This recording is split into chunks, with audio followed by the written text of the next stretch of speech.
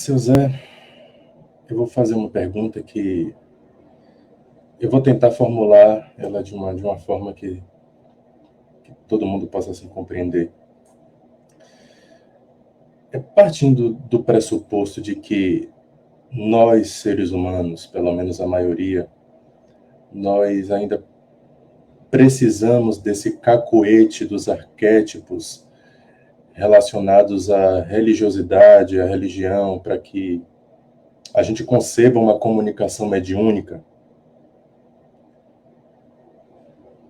Quando essa comunicação se dá, por exemplo, quando o Senhor vem falar conosco nesse arquétipo de Zé Pilintra, quando os espíritos vêm falar conosco, enfim, é dando uma, digamos assim, uma chupeta na nossa boca, desse mau costume que a gente tem ainda. Isso mais ajuda, isso mais atrapalha? Como é que se dá essa combinação aí desse lado daí de vocês? É o que eu quero entender.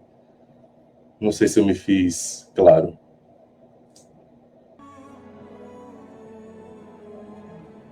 Nós entendemos claramente o que você tentou dizer. E eu posso lhe falar, meu jovem, você está certo. Para os espíritos verdadeiramente bem-intencionados, a natureza nunca deu e nunca dará saltos. No quesito evolução.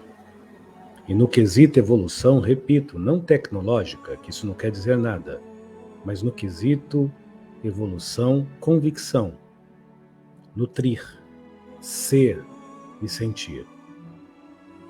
Este quesito necessita de um mergulho profundo para dentro de si e de um envasculhamento milimétrico nas bordas da sua razão, mediante os farrapos e os fios que as suas vontades soltam como desejos e decrínios às suas posturas. Tipo, é ética, menino, é integridade e é princípio de ser. Respondendo à sua pergunta, há espíritos muito mais evoluídos do que eu, mas extremamente simplórios, que procuram vir em arquétipos e até utilizam alguns palavrões. Falam truncado, errado. Mas eu ouvi em certas filosofias e doutrinas que quando o espírito é chulo, ele é evoluído. Todo ser humano que fala errado, palavrão truncado, não tem amor no coração? Todo ser humano que só entende o dialeto mediante a uma postura social não pode ser uma pessoa de bem? Não pode ser um ser humano com amor expressivo? É isso?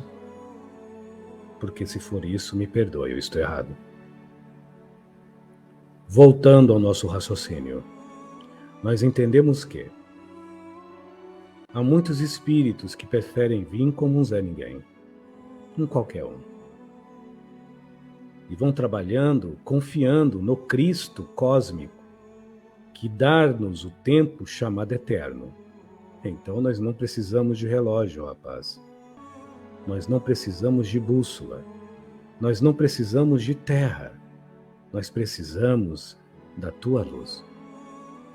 E se nós precisamos da tua luz, e não somos escravos do tempo, não somos escravos do firmamento de razão, nem muito menos de apelos da tua vontade e dos teus desejos, e nós não somos admoestados, nem muito menos discípulos e orientados mediante ao afrorismo, ou pragmatismo, aos dogmas, ou ao espiritualismo que você tanto venera.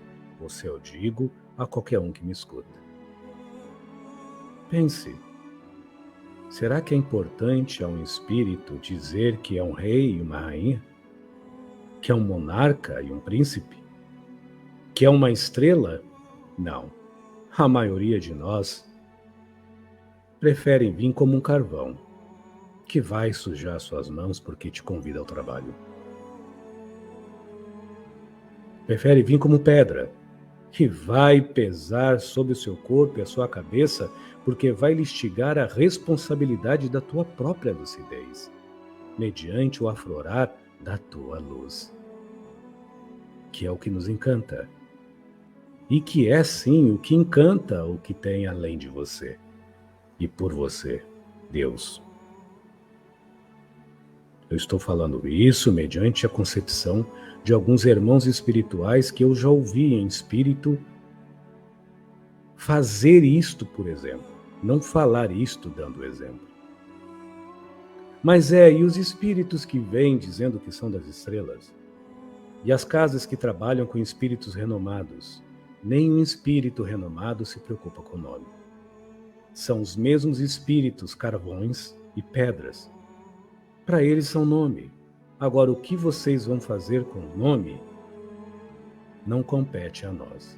Compete a convicção, horas bruta, esdrúxula, ou raramente sábia e afável, que porventura plaire nas vossas mais ínfimas formas de nutrir a paz nos vossos corações. Você me entende, menino? Pois é. Para nós espíritos, em dado grau de consciência, não existe isso. Mas eu lhe conto um segredo, que na verdade é mais claro. É óbvio, mas é um segredo porque as pessoas não querem se autoestudar e analisar.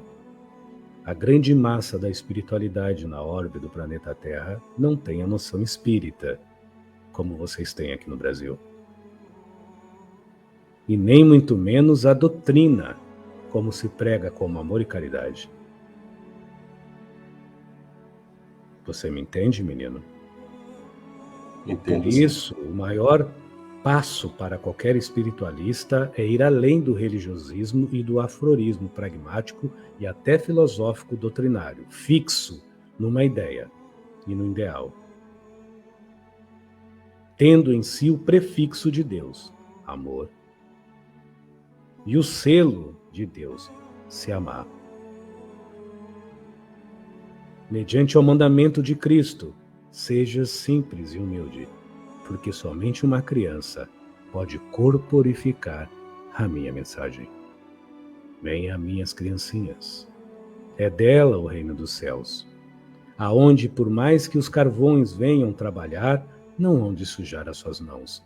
Você fará o grafite, e você tornará aquele carvão escritas louváveis e afáveis àquele que lê. E as pedras não serão pedras sobre suas cabeças e nem muito menos pesarão sobre os vossos corpinhos, mas serão como uma massagem, porque a tudo você contempla, porque por dentro de si, templo da vida, desígnio de Deus, você já te admira. Isso não é vaidade, é apreço. Isso não é egoísmo, é ternura. Isto não é orgulho, é compaixão humana. E o facto de tudo isso cria o que vocês chamam de gratidão e estado de alegria, prefixo de bênção. E esta bênção ecoa para qualquer um, independente de quem vir, a tu, espírita, a você, espiritualista que me escuta, ou a você, candomblecista, umbandista ou religioso que segue o que vocês chamam de espiritualidade louvável. Cria em você ferramenta piedosa de Deus. A piedade é o clamor da indulgência. A piedade é a certeza da benevolência. E a piedade usa, mediante as suas vias, a simplicidade humilde, solidária e, por que não dizer, generosa, de quem, em vida lúcida, é a maior caridade e bênção por si só. Está respondido.